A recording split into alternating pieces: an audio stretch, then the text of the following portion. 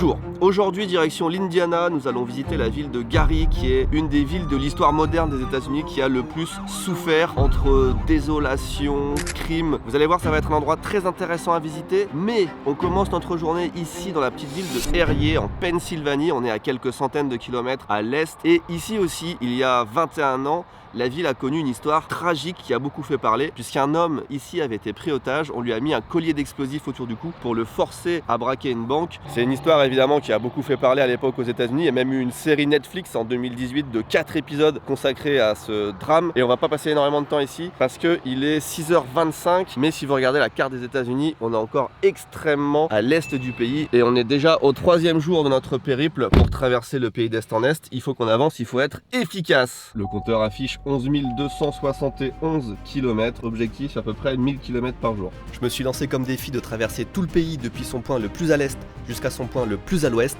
en 7 jours. Et non, 7 jours, c'est pas beaucoup étant donné que le pays est énorme. À titre de comparaison, même si vous faites un aller-retour Paris-Moscou, vous êtes encore loin du compte. Donc il va falloir que je roule à peu près 1 millier de kilomètres par jour en plus de tourner une vidéo. Une vidéo par jour. Également. Jour 1, on a visité la ville de Salem. Jour 2, on s'est arrêté à Prout School. Et aujourd'hui, l'objectif, c'est Gary, l'une des villes les plus dangereuses du pays. Et ça a l'air con, mais j'ai vraiment hâte. Mais avant ça, connaissez-vous l'histoire du braquage le plus diabolique des États-Unis? C'est ici que tout commence. Mamma Mia's Pizza. Nous sommes en 2003. Dans la petite ville sans problème de Erie, en Pennsylvanie. L'après-midi du 28 août, Brian Wells reçoit un appel téléphonique. Il est livreur de pizza et on lui demande de livrer une commande à une adresse bien étrange, une tour radio abandonnée située à la sortie de la ville. Juste derrière moi se trouve le chemin qui mène à l'ancienne tour de radio. C'est une propriété privée qui est barrée, donc on va pas se risquer à rentrer. Mais c'est ce chemin qu'a emprunté Gary Wells pour son lieu de rendez-vous qui le conduira à ses ravisseurs. Enfin, c'est ce qu'il dit, c'est sa version de l'histoire. Mais vous le savez, si vous avez vu le documentaire Netflix, c'est bien plus compliqué que ça.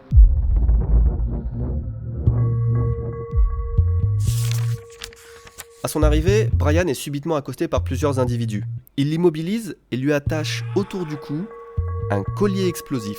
Sous la menace de cette bombe, il reçoit des instructions précises, braquer une banque et suivre un macabre jeu de piste pour désamorcer le dispositif. Brian entre alors dans une succursale de la PNC Bank, une simple canne à la main qui, à bien y regarder, est une arme artisanale. Il remet une note à la caissière exigeant 250 000 $ en espèces. Le personnel décontenancé lui remet une somme bien inférieure, environ 8 000 $. C'est intéressant, c'est pas une banque qui se trouve dans un centre-ville ou dans un endroit où on s'attend à voir une banque. On est à côté d'un McDonald's. Derrière, il y a un autre restaurant là-bas. C'est un petit peu inattendu comme scène de braquage. Je sais pas pourquoi c'est cette banque en particulier qui a été choisie, mais j'imagine que le fait qu'elle soit un peu isolée joue. Il y a certainement pas la police qui est juste à côté. Je ne sais pas. Ou alors il avait vraiment envie de se faire un McDo sur le chemin.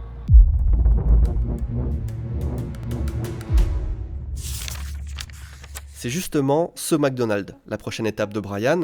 Après avoir quitté précipitamment la banque, son cauchemar ne fait que commencer. Il se rend donc près du McDonald's, là où il récupère une note cachée sous une pierre indiquant la prochaine étape de son sinistre périple. Pour lui, une course contre la montre s'engage pour avoir une chance de désamorcer la bombe qu'il porte encore autour du cou. Mais la police, alertée du braquage, appréhende rapidement Brian sur une route à proximité. Il a à peine eu le temps de parcourir 2 km. Immobilisé par les forces de l'ordre, c'est là que l'horreur se dévoile pleinement.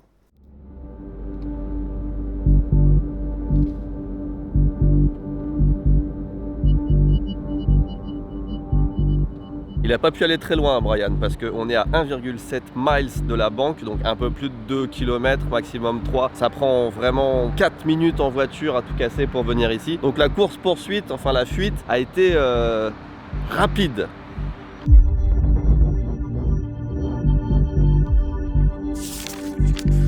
Assis sur le sol, menotté les mains dans le dos, Brian implore les forces de l'ordre de désamorcer la bombe. Les secondes s'égrènent et l'angoisse monte. Soudain, après de longues minutes à attendre l'équipe de désamorçage, le collier explosif se déclenche, mettant fin à la vie de Brian de manière atroce. Une mort spectaculaire digne d'un film d'action capturé en direct par les chaînes de télévision.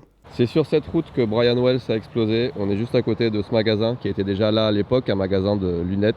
Et un McDonald's à côté, c'est un thème récurrent. L'enquête qui suivra sera digne des meilleurs thrillers. Elle relèvera un complot orchestré par une femme à moitié folle et ses complices. On découvrira également que Brian Wells n'était pas qu'une simple victime choisie au hasard. Je vous passe les détails parce qu'il a fallu à Netflix 4 épisodes de 50 minutes pour raconter l'histoire qui vraiment dépasse la fiction. C'est parti pour la ville de Gary dans l'Indiana. On a 410 miles à faire, un peu plus de 600 km. Ça va nous prendre 6 bonnes heures. Le temps est idéal. On va passer dans des coins très sympas. Ça va être un beau petit road trip. Et j'ai sorti la casquette X-Side pour l'occasion. Je l'avais oublié tout à l'heure. Ça match.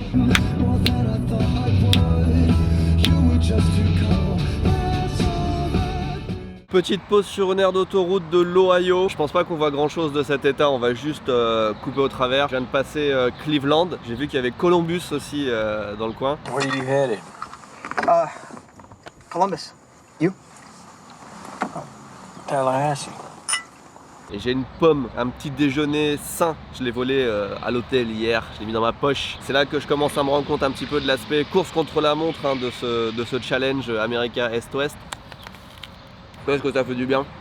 J'ai eu un call de Akiko à la boîte qui m'a dit que ma carte Mastercard était bloquée. Apparemment, je l'ai trop utilisée. Je pense que c'est le fait qu'en quelques jours, je l'ai utilisée au Japon, au Canada. Ils ont dû se dire qu'est-ce que c'est que cette activité suspecte. Et deuxième petit problème, puisque les bonnes nouvelles n'arrivent jamais seules, ma voiture a besoin d'une vidange. Elle a une vie d'huile de 5%. Hier on était à 11, demain je pense qu'on sera à 0 au rythme où ça va. Je sais pas si je dois la faire tout de suite, si ça peut attendre, mais j'ai encore quelques milliers de kilomètres à faire donc. Après c'est surtout un problème de temps parce que je suis pas si inquiet par ces situations, c'est pas extrêmement pénible. C'est assez facile de voyager aux États-Unis, je me débrouille bien en anglais, donc je me sens plus ou moins en sécurité, à l'aise. D'ailleurs, je me débrouille bien en anglais, ça me donne l'opportunité de présenter le sponsor du jour qui est l'application Rosetta Stone. Vous savez qui m'accompagne sur quasiment tous mes voyages. Avec eux on a pour ambition de promouvoir le voyage et l'apprentissage des langues. Et cette appli Rosetta Stone, même si vous la connaissez bien maintenant, je vous en parle quand même, c'est une appli qui vous permet d'apprendre jusqu'à 24 langues et vous apprenez de façon... Je voulais rester dehors mais c'est tellement bruyant avec les camions, c'est que des gros camions américains qui passent là à la suite. Je disais donc, Rosetta Stone, c'est une appli qui vous permet d'apprendre jusqu'à 24 langues, dont évidemment l'anglais, et vous apprenez de façon assez intuitive. La base, c'est pas de te faire apprendre de la grammaire, des conjugaisons, etc. C'est plus des exercices, de la répétition. Vous apprenez comme si vous étiez un enfant avec ses parents qui vous parlent dans la langue du pays. Il n'y a pas de français, tout est en anglais si vous voulez apprendre l'anglais par exemple, et c'est tout en japonais si vous voulez apprendre le japonais. Et vous écoutez, vous répétez, vous répondez à des quiz, et à force de faire des erreurs, ça rentre petit à petit. Nanji ni gakko ni kimashita ka? C'est assez efficace sur pas mal de personnes, je sais que j'ai beaucoup de retours positifs de cette application depuis les années que j'en parle. Donc n'hésitez pas à essayer, vous avez un lien dans la description et vous avez 2 offres spéciales. Vous avez 50% de réduction sur toutes les langues, sur les 24 langues et à vie, ou vous pouvez décider d'apprendre une seule langue à vie également, à un prix plus avantageux. Merci Rosetta Stone de m'accompagner dans cette aventure. La première sponsor que j'avais fait, c'était dans le désert du Nouveau-Mexique, quand on a été faire la zone 51. Oh, c'était le bon vieux temps. Non, il y avait le Covid en 2020, c'était 2019, non? 2019, 5 ans. Troisième plein d'essence du voyage, comme je le disais, je pense qu'on va en faire entre 12 et 15. Hier, j'en ai eu pour $50, on va voir aujourd'hui. 46,51 pour 13 gallons et demi. J'ai pas mon ticket encore, putain.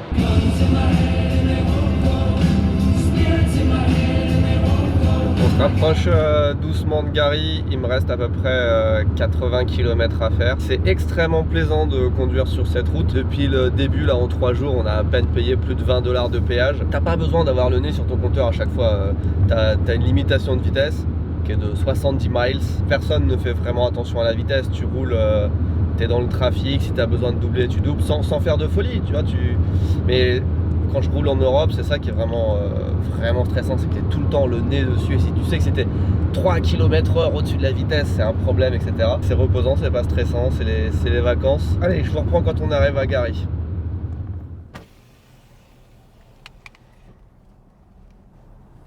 Je viens de m'arrêter dans une rue qui n'est pas la pire, mais bon, il y a quand même beaucoup de maisons abandonnées un peu partout.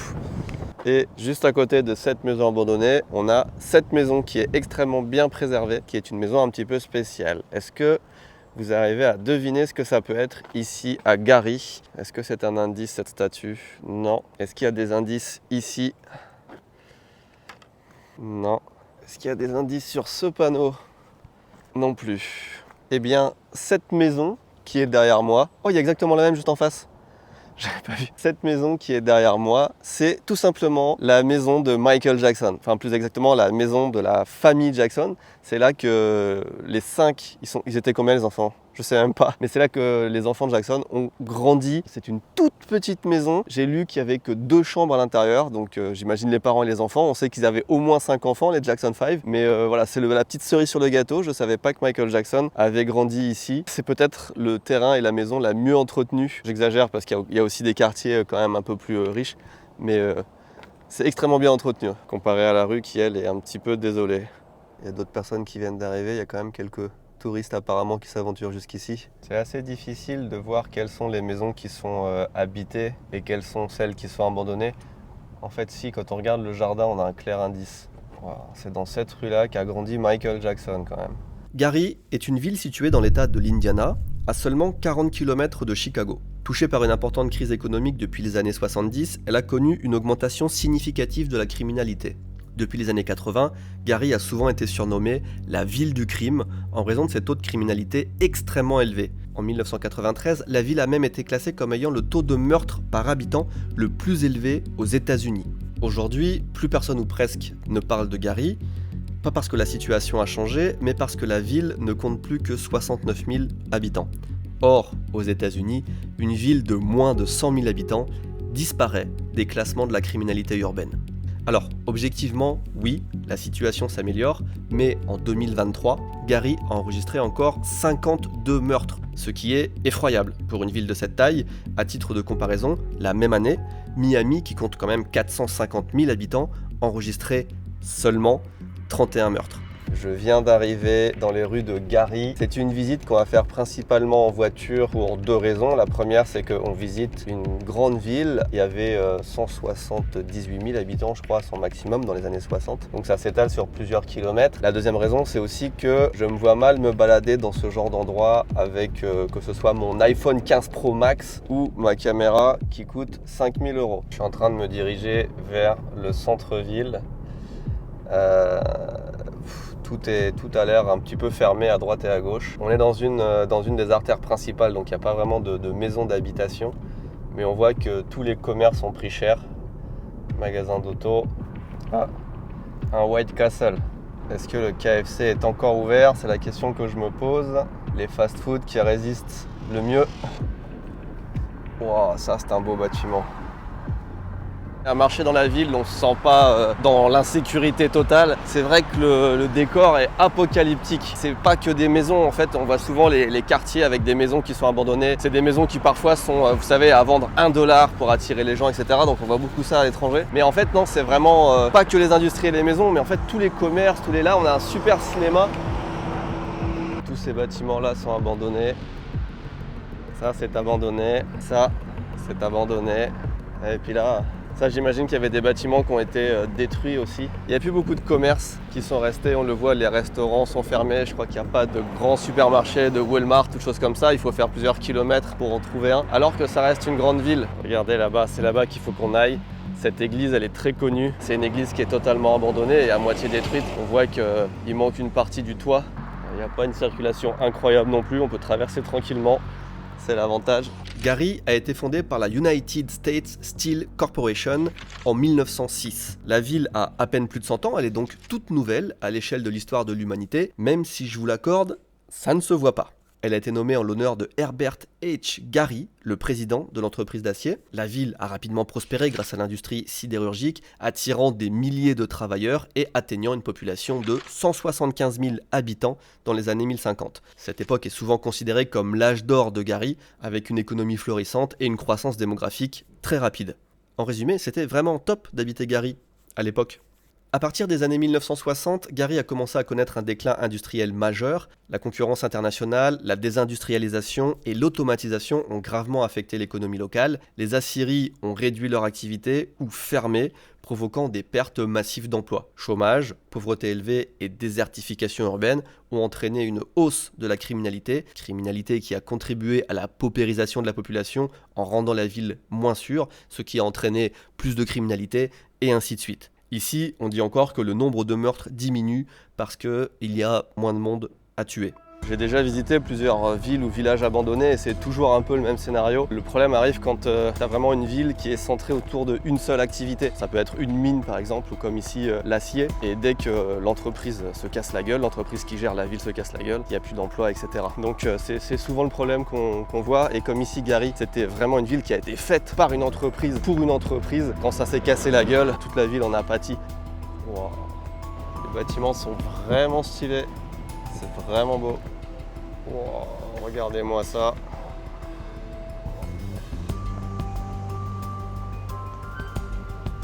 Bon, il n'y a pas de barrière ici, on va se tenter de rentrer. Je pense pas qu'on me dise quelque chose. La majorité du toit est tombée, mais il en reste encore un petit peu. On se croirait dans Tomb Raider. C'est vraiment un des plus beaux bâtiments abandonnés que j'ai vus. Oh, on peut rentrer là. En général, il faut regarder ses pieds, mais là, il faut aussi beaucoup regarder en l'air. J'espère qu'il n'y a pas de squatter ou de choses comme ça. Il y a des clous. Ça, faut faire attention. Oh my god. Wow, c'est vraiment stylé. Wow.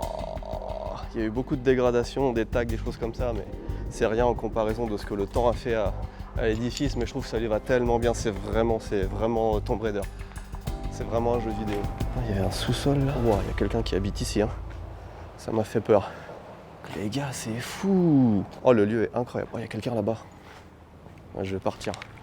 Merde, j'ai vu quelqu'un et je suis vraiment pas rassuré. Allez, je me barre. Il y avait clairement quelqu'un. Il y a des gens qui squattent. Je suis vraiment pas étonné. Les squatteurs aux États-Unis, c'est pas les gens que tu veux rencontrer. Parce qu'il y a quand même pas mal de drogue et d'armes à feu qui circulent dans cette ville. Content d'y être allé. Bon, j'aurais bien pris un ou deux selfies, mais je préfère rester entier, tout simplement. Le centre-ville, c'était très intéressant. On voit qu'il y a effectivement énormément de bâtiments abandonnés, donc de très gros bâtiments, des immeubles entiers. Mais il y a quand même un peu de vie, il y a des voitures qui circulent, il y a des gens, alors il y a très peu de gens, mais il y a quand même des gens dans la rue. Petite information, j'ai pas vu un seul blanc, il y a que des Afro-Américains dans la rue. Je suis vraiment pas en majorité ici, mais c'est vraiment en se dirigeant plus vers les banlieues, je pense qu'on va se rendre compte des dégâts qu'a subi la ville. La statue de Gary, fondateur de la ville. Dans pas mal de rues, les rues sont plus du tout entretenues. L'état de la route est un peu catastrophique. Il y a vraiment des rues entières de maisons abandonnées. Ça donne une ambiance post-apocalyptique. C'est difficile à décrire, mais c'est à la fois calme, mais pas tranquille, parce qu'on se dit que quelque chose peut arriver, peut surgir de n'importe où presque. Cette dame, elle habite là, elle entretient ses arbres, alors qu'elle est entre deux maisons totalement délabrées. Ça, c'est incroyable. C'est la première fois que je vois une ville de cette ampleur avec autant de bâtiments abandonnés, mais quand même des gens qui y habitent. Ça fait plus d'une heure maintenant que je me balade dans la ville et ce qui est intéressant, c'est qu'au bout d'un moment, le décor devient normal. On s'habitue à ce qu'il y ait 2 maisons sur 3, 3 maisons sur 4 qui soient complètement éclatées, abandonnées. Je pense que les gens qui vivent ici au quotidien se rendent même plus compte du décor incroyable dans lequel ils vivent. Quelques enfants qui jouent dans le parc, un parc plus ou moins entretenu. Et le voisinage n'est pas ouf. Business complexe, cafétéria, car wash. Il n'y a plus rien qui fonctionne, c'est la jungle, il y a un bruit de jungle, tellement les maisons sont recouvertes par la nature. Je vois des voitures qui sont garées un peu partout alors que toutes les maisons sont abandonnées. Oh, il y a des clients, c'est ouvert.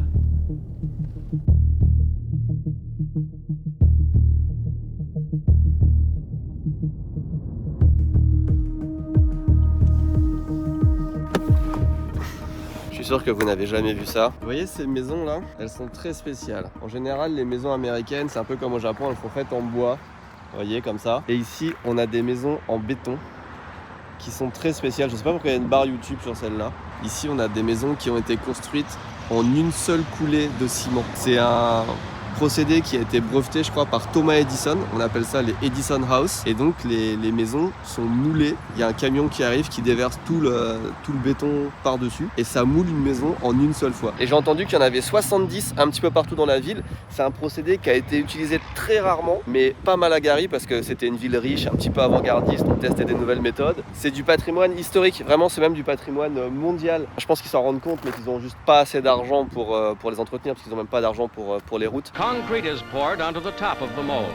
After a 24-hour hardening period, the completed house will be lifted from the mold and carried to its site, even miles away. Cette ville est vraiment fascinante, je pourrais y passer des heures. C'est pas aussi oppressant que je l'aurais pensé, je ressens pas vraiment de danger. Par contre, l'état des routes. Quand il n'y a plus personne pour payer les taxes, c'est sûr que 70 000 personnes pour payer les taxes d'une ville de 170 000, il n'y a pas de quoi tout faire. Ce que je disais, c'est que oui, j'ai pas l'impression de danger. Je peux sortir de la voiture sans aucun problème. Les gens que j'ai croisés sont plutôt gentils. Par contre, j'ai vraiment l'impression d'être dans la ville la plus pauvre du pays le plus riche.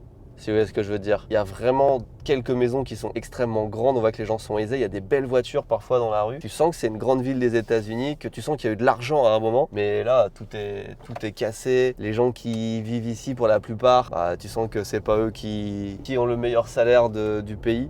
D'ailleurs le salaire moyen ici c'est à peu près la moitié du salaire moyen des États-Unis et le prix d'une maison c'est un quart du prix d'une maison aux États-Unis en moyenne. Quittons quand même Gary sur une note positive, même si comme on le voit la ville reste dans un état désastreux avec ses 13 000 bâtiments abandonnés, des efforts sont faits depuis quelques années pour lui redonner vie. Par exemple en 2017 l'université d'Indiana Northwest a ouvert un nouveau campus dans le centre-ville et des initiatives locales visent à transformer des bâtiments abandonnés en logements et en espaces commerciaux. Gary n'a donc pas totalement été abandonnée et aujourd'hui elle commence, on l'espère en tout cas pour ses habitants, sa seconde vie.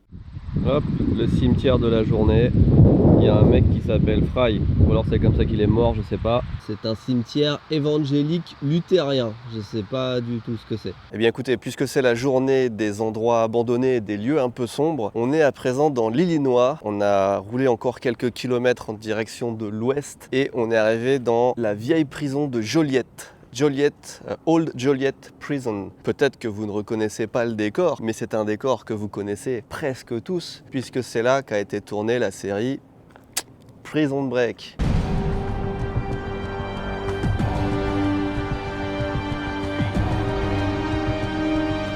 Et en plus, je vais quasiment être tout seul. Je suis rentré par l'entrée est et on voit que la prison en elle-même est vraiment très grande. Je vous fais un tour vite fait.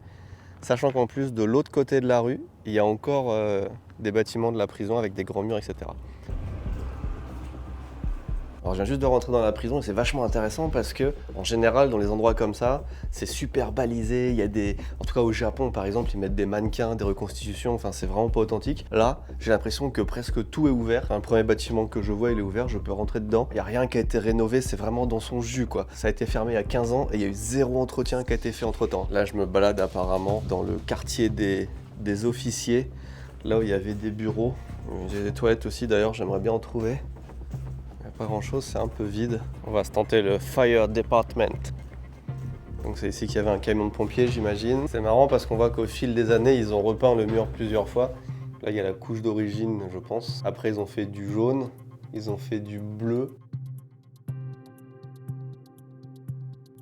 Je suis actuellement en train de me balader sur ce qui est le terrain d'exercice avec le terrain de basket. Surprise. We're gonna take the ball game to them real soon. It's gonna be nasty for a first timer like you, but we'll protect you. I'll protect you. All you gotta do is take this pocket right here, and your life be all peaches and cream.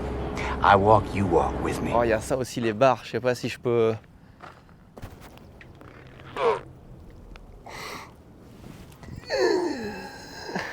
C'est tout rouillé.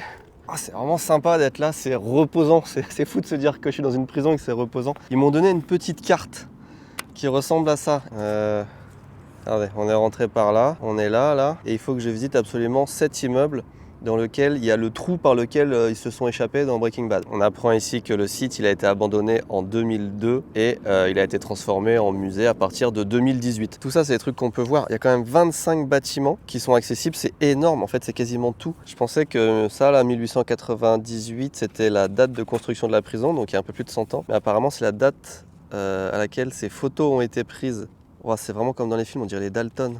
Là, ce qu'ils expliquent, c'est que la prison, comme toutes les prisons, elle était surpeuplée. Ils disent qu'il y a eu plein de tuberculose, plein d'accidents, plein de trucs comme ça. Tu m'étonnes.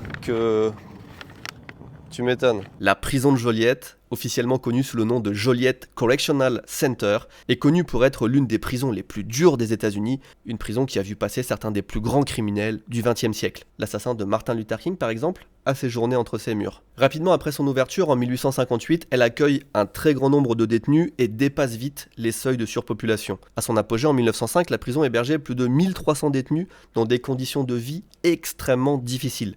Les cellules étaient surpeuplées et les installations très rudimentaires. Pour remédier à ces conditions, la prison a adopté en 1926 un programme de travail obligatoire pour les détenus, une première aux États-Unis. Ce programme visait à réhabiliter les détenus par le travail tout en améliorant les conditions de vie dans l'établissement. Bon, ça n'a servi à rien parce que les conditions de détention sont restées médiocres ou ont même empiré. La violence entre les détenus et les émeutes sont devenues de plus en plus fréquentes. Et finalement, après 144 ans de fonctionnement, en 2002, la prison ferme définitivement. Excusez-moi de m'extasier là-dessus, mais je suis vraiment tout seul dans la prison de Break. Enfin, c'est trop bien. C'est comme si j'avais privatisé le truc. Cette personne vient de m'expliquer qu'on ne peut plus rentrer dans cet immeuble. Avant, on pouvait, mais l'étage a commencé à s'effondrer, le plancher. Du coup, c'est plus très safe, forcément. Les Blues Brothers, un des meilleurs films du monde. Et une partie, effectivement, je pense au début, quand le frère il est emprisonné, c'est dans cette prison qu'ils l'ont tourné. Machine Shop. Qu'est-ce que c'est que ça? Le magasin des machines. Waouh, c'est énorme! Ici, j'aimerais bien rentrer. Oh, un petit castor. C'est la deuxième fois que j'en vois un du séjour. Pas écrasé sur la route, j'entends. Ah, j'ai l'impression qu'on peut monter là. Putain, c'est tellement excitant. C'est comme un X-Side, sauf que j'ai le droit, j'ai payé pour. Je crois que c'est l'ancienne... Oh là là, ces fils barbelés là. Waouh, ça pue. 203B, 203C. Tout a été enlevé, mais ici c'était la librairie. Il devait faire vraiment chaud. Qu'est-ce qu'il foutait là-dedans? Attends, c'est pas là qu'ils ont traversé le mur là, d'une façon ou d'une autre là, en tirant un linge? Ça ressemblait vraiment à ça, non?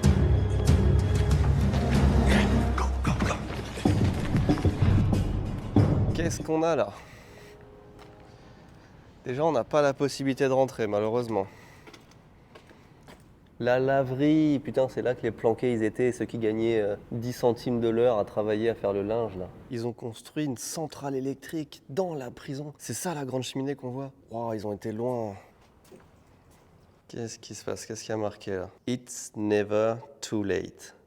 To me and they. What? Le mot mend en anglais signifie réparer. Je sais pas pourquoi on a des cellules qui sont un peu séparées des autres. Peut-être que c'est isoloir, je sais pas comment on appelle ça. Wow, c'était vraiment très sommaire. Un lit, des toilettes, une porte. On va sentir la présence des esprits qui ont habité ces lieux. Oh là, il y a une vraie porte là. C'est une prison qui a ouvert en 1858 et elle a fermé donc en 2002 pour deux raisons. Des raisons, un, budgétaires et deux, d'insalubrité. De pas mise aux normes en fait. Si c'était déjà comme ça en 2002, c'était pas si longtemps en 2002. C'est vraiment le Moyen-Âge. Ah, c'est ça. Oh, putain de merde. Super. Super les gars, super l'activité. C'est ça le fameux trou qui a été un peu rebouché. Ils se sont échappés de par là.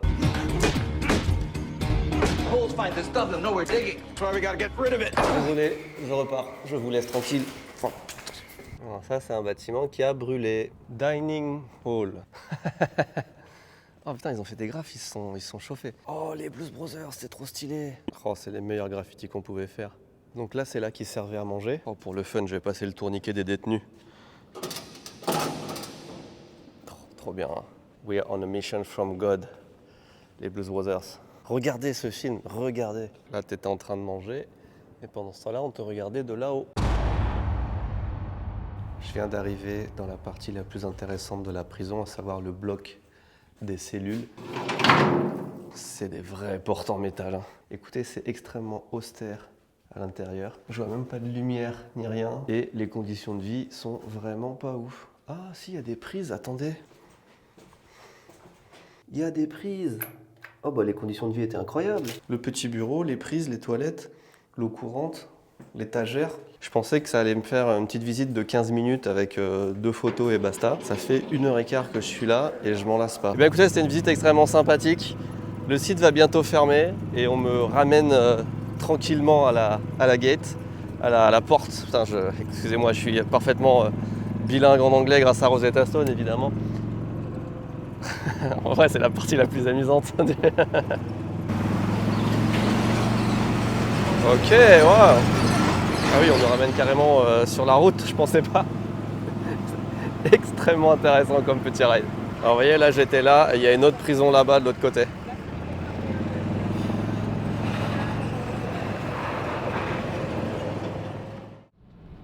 Allez, on va manger. J'ai quasiment rien mangé de la journée. J'ai la dalle. I have the dalle, comme on dit. Pas du tout ici. C'était très sympa, Fox River. Le bâtiment d'en face, j'avais pas vu, mais ils l'ont transformé en prison hantée, apparemment. Ça n'a pas l'air ouvert. Bon, la prison était à peine à une vingtaine de minutes d'un endroit que je voulais découvrir absolument. Ce soir, on va manger, non pas à McDonald's, mais à Cosmac.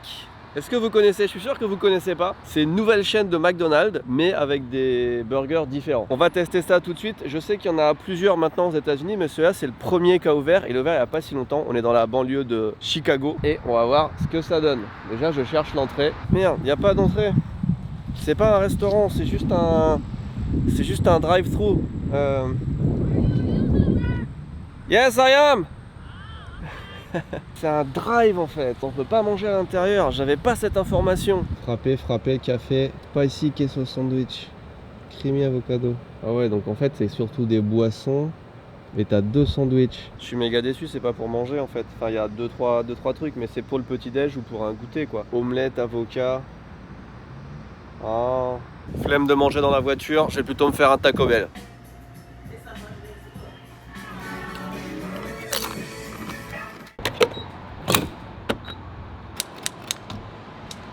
J'allais dire 4e plein du voyage, mais la pompe elle est cassée.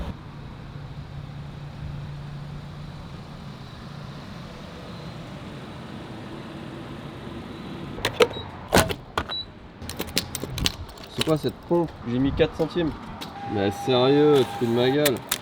J'ai mis 0,013 gallons. On finit la journée à 12 187 km. Je sais pas combien j'ai fait, je me rappelle plus où l'on était ce matin, mais j'ai dû faire 800 ou 900 km. Mais là j'en peux plus, je suis crevé, faut que je me couche. Il est 10h30 bientôt. Demain ça va être une journée assez light. Je crois qu'on a que 750 km à faire. C'est déjà défini si tout se passe bien. Donc je vais pouvoir faire une bonne nuit de sommeil. Ça fait longtemps que j'ai pas dormi de plus que 4 heures. Là on va se faire un bon 7 heures de sommeil. Allez, à demain. Et on n'oublie pas Rosetta Stone, le lien en description. Merci à eux, hein. C'est en grande partie grâce à eux que je peux faire un voyage aussi bien. Apprenez des langues, apprenez l'anglais, c'est super important dans la vie. Allez, des bisous. Putain, mon objectif est vraiment dégueulasse avec la pluie.